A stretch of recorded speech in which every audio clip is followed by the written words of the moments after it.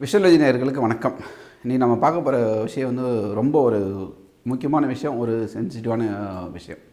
என்னென்னா, கொஞ்ச நாளைக்கு முன்னாடி வந்து இந்த இசைவாணின்னு சொல்லிட்டு ஒரு லேடி வந்து ஐயப்பனை பற்றி அவதூறான ஒரு பாட்டு, அது வந்து கொஞ்சம் சில வருடங்கள் ஆகிடுச்சு. ஆனால் அந்த நிகழ்ச்சி நடத்துனது வந்து ரஞ்சித்தோடைய ஒரு ஏற்பாட்டில் நடந்த ஒரு ப்ரோக்ராமில் தான் அந்த அம்மா வந்து அந்த பாட்டு பாடியிருக்காங்க. அதுவும் அவங்க வந்து அந்த பாட்டை பாடும்போது அவங்க கழுத்தில் வந்து ஒரு சிலுவையை போட்டுட்டு பாடினாங்க.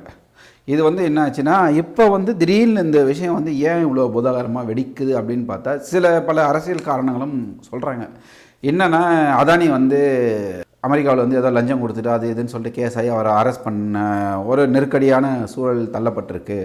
இந்த சூழலை வந்து மக்கள் மனசுலேருந்து மறக்கடிக்கிறதுக்காக பிஜேபி கட்சியினரால் இந்த பாடல் வந்து வேணுமுனே பரப்பப்பட்டு இதற்குண்டான ஒரு எதிர்ப்பாலையை வந்து உருவாக்கலாம், இதில் வந்து மக்கள் வந்து மறந்துடுவாங்க அப்படின்ற மாதிரி ஒரு பேச்சு வருது. இது வந்து தமிழ்நாட்டில் இங்கேயும் ஒவ்வொரு மாநிலத்தில் ஒரு பிரச்சனை பிஜேபி வந்து கிரியேட் பண்ணுறதா பேசிகிட்டு இருக்காங்க. என்னோடய கேள்வி என்னென்னா, சரி பிஜேபி அப்படியே பண்ணாலும் இங்கே கூட வந்து இப்போ சமீபமாக வந்து ஒரு பரபரப்பான ஒரு விஷயம், பல அரசியல் கட்சி தலைவர்கள் வந்து இதை வந்து பேசிகிட்டு இருக்காங்க. என்னன்னு சொன்னால், ஒரு அரசு அதிகாரி வந்து ஒரு கையூட்டு வாங்கின ஒரு 11 லட்சம் ரூபாயை வந்து கையங்கலமாக பிடிச்சிருக்காங்க. அப்படி பிடிச்ச அரசு அதிகாரிக்கு பதவி உயர்வு மாதிரி கிடச்சிருக்கு, வேறு போஸ்டிங் கிடச்சிருக்கு.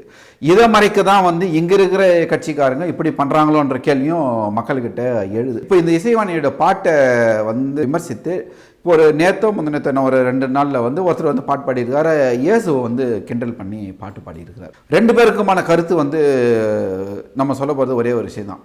நீ இசைவாணியாகட்டும் இல்லை அந்த அகைன்ஸ்டான பாட்டாகட்டும், யாராக இருந்தாலும் ஒருத்தருடைய உணர்வில் போய் நீங்கள் வலுக்கட்டாயமாக வந்து அவங்கள வந்து உணர்வுகளை புண்ணாக்காதீங்க. ஏன்னா கடவுள் நம்பிக்கைன்றது அவங்களுடைய தனிப்பட்ட நம்பிக்கை. உங்களுக்கு கடவுள் நம்பிக்கைனா இல்லைன்னுட்டு போங்க. இதை வந்து மேடை ஏறி பாடுறது உங்களுக்கு பின்னாடி வந்து இசைவாணிக்கு ஒரு கேள்வி தான். இந்த மாதிரி பாடுறீங்கல்ல, இன்றைக்கி உங்கள் மேலே இவ்வளோ கேஸ் வரும்போது அந்த ப்ரோக்ராம் ஆர்கனைஸ் பண்ண நபர், இந்த ப்ரோக்ராம் நான் தான் ஆர்கனைஸ் பண்ணேன், நான் தான் இந்த மாதிரி பாட சொன்னேன்னு சொல்லிட்டு வந்து முன்னாடி நிற்கிறாரா?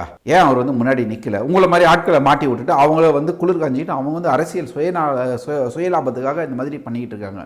இப்போ நேற்று நடந்த அந்த பாடல் கூட வந்து கண்டிப்பாக அந்த தனிப்பட்ட முறையில் பாடியிருக்க மாட்டாங்க. அவருக்கு முன்னாடி யாரோ ஒரு கட்சி, யாரோ ஒரு தலைவர், யாரோ ஒரு ஆள் வந்து கண்டிப்பாக பின்னணியில் இருப்பாங்க. இந்த மாதிரி வந்து பொதுமக்களை அடிமட்ட தொண்டர்களை பயன்படுத்தி வளர்கிற தலைவர்கள் இருக்க வரைக்கும் இந்த மாதிரி ஐயப்பன் பிரச்சனை, இயேசு பிரச்சனை, எல்லா பிரச்சனையும் வந்துக்கிட்டே தான் இருக்கும். மெயினாக இந்த பிரச்சனைக்கு போதாகரமாக இருக்கிறது யாருன்னு சொல்லிட்டு பார்த்தீங்கன்னா, இங்கே இருக்கிற அரசியல் தலைவர்களை கடவுள் இல்லைன்னு சொல்லிட்டு சுற்றுற சில அரசியல் தலைவர்களால் மட்டும்தான் இந்த மாதிரி பிரச்சனைகள் உருவாகுது. மக்கள் வந்து புரிஞ்சுக்கோங்க, கடவுள் இல்லையா? இல்லை, ரைட், ஓகே, நீ பாட்டுக்கு வேலையை பார்த்துட்டு போய்கிட்டே இரு, எனக்கு அதுக்கு சம்மந்தம் இல்லை. உன்னை யாராவது கோயிலுக்கு வந்து கூப்பிட்டா, எப்போ எனக்கு நம்பிக்கை இல்லைப்பா, நான் வரலப்பான்னு சொல்லிட்டு போங்க.